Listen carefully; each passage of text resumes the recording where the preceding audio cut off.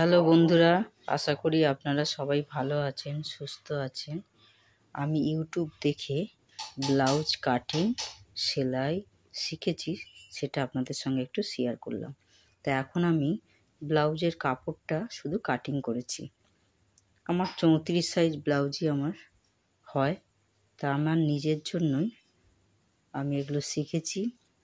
তা আমি সেটা আপনাদের সঙ্গে শেয়ার করছি। এই দেখুন, এইটা হচ্ছে তোমার পিছনের ভাগটা। এই দেখুন এটা, এই দেখুন এটা হচ্ছে গলাটা, আমার ভি গলা রেখেছি, এই কাটিংটা করলাম। আর এই হচ্ছে সামনের পার্ট।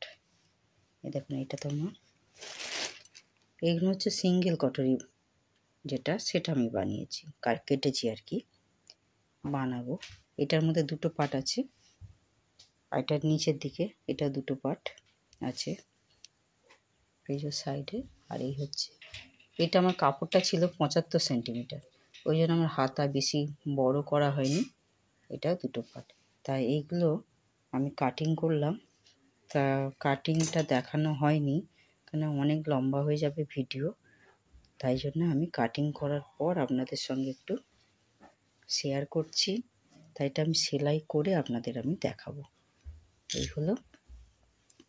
আর এই যে আমার কাপড়ের টুকরোটা বেঁচেছে, এর মধ্যে থেকে আমার কোমরের পট্টি, হাতা, এই আর কি, যেখানে যেখানে পট্টি, সামনের দিকে হুক পট্টি যেটা, সেইগুলো আমি এর থেকে করব। কাপড়টা বেশি নেই, তা হয়ে যাবে। তাই এই আর কি আপনাদের সঙ্গে শেয়ার করলাম, আপনারা দেখতে থাকুন। সেলাইটাও আমি করে আপনাদের দেখাবো। এই দেখুন আমি যতটা সেলাই করেছি সেটা আপনাদের সঙ্গে আবার শেয়ার করছি। এই যে এই সামনের পাটের এই ভাগটা আগে সেলাই করে নিতে হবে, দেখছেন? এই যে এই পাটটা, আর মাপটা সবসময় দেখবেন। দেখুন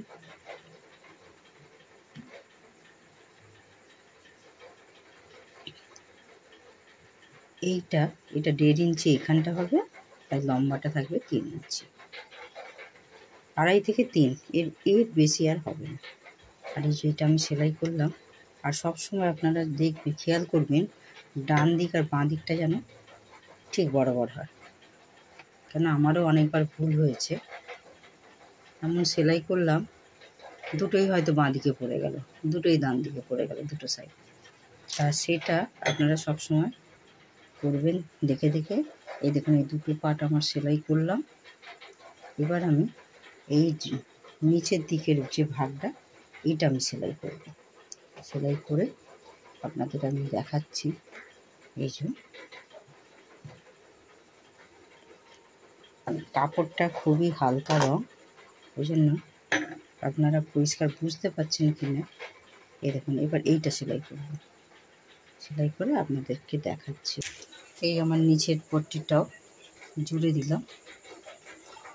এই দেখুন এবার আমার এই গলার এখানকার পট্টিটা আমি জুড়বো। আর এটা পরে আমি সেলাই করব, যখন আমার পুরো সেলাই হয়ে যাবে মাপ আমি দেখে নেব, লম্বাইটা আমার 15 ইঞ্চি আছে কিনা, সেই বুঝে আমি তখন নিচটা মুড়লে হয় মুড়ে দেবো, নাহলে আলাদা করে পট্টি লাগাবো। তাই হচ্ছে তোমার, এইভাবে আমি কিছুটা সেলাই করে করে আপনাদের সঙ্গে শেয়ার করছি, এইভাবে আর কি। এই দেখুন যতটা ব্লাউজটা সেলাই করেছি ততটা আমি আপনাদের সঙ্গে একটু শেয়ার করছি। এই যে আমার এখানকার এই যে হুক পট্টি, এগুলো পট্টিগুলো আমার হয়ে গেছে, নিচটা এগুলো হয়ে গেছে, পেছন দিকটাও আমার জুড়েছি। এই দেখুন এবার আমার হাতা লাগাবো। এই যে হাতগুলো এখন বাকি আছে, আর গলার পেছনে আর কি পট্টিগুলো দেবো, আর এই নিচের এই যে নিচের এই পট্টিগুলো দিতে বাকি আছে। এবার আমি ফিনিশিংয়ের কাজটা করব, তা আপনাদের করার পর আমি আপনাদের সঙ্গে শেয়ার করব। হ্যালো বন্ধুরা, সকলের প্রতি রইল আমার শুভ নববর্ষের আন্তরিক শুভেচ্ছা, অভিনন্দন ও ভালোবাসা। আমি যে ব্লাউজটা কাটিং সেলাই করছিলাম সেটা আজকে ফিনিশ করলাম। এই দেখুন, এই হচ্ছে ব্লাউজটা বানিয়েছি, আমারই মাপের বানানো। তো কেমন হয়েছে সেটা আপনারা অবশ্যই জানাবেন। ইউটিউব থেকেই আমার শেখা, অনেক নষ্ট হয়েছে কাপড়, কাগজ, পেপার কেটে করতে করতে এখন মোটামুটি আর কি করতে পেরেছি। আর সেটা আপনাদের সঙ্গে শেয়ার করলাম। আর এই দেখুন, এর আগেও আমি এই একটা ব্লাউজ করেছিলাম, এটা অস্ত্র দেওয়া, এই ব্লাউজটাও বানিয়েছিলাম। এই ব্লাউজটা এটাও বানিয়েছিলাম। এগুলো হচ্ছে শাড়ির এই ব্লাউজ, এইটাও অস্ত্র দেওয়া। তা হঠাৎ মনে পড়লো যে আপনাদের সঙ্গে শেয়ার করি। মোটামুটি যেমন পেরেছি তেমনি করেছি। আপনাদের কেমন লাগলো অবশ্যই জানাবেন। সবাই ভালো থাকুন।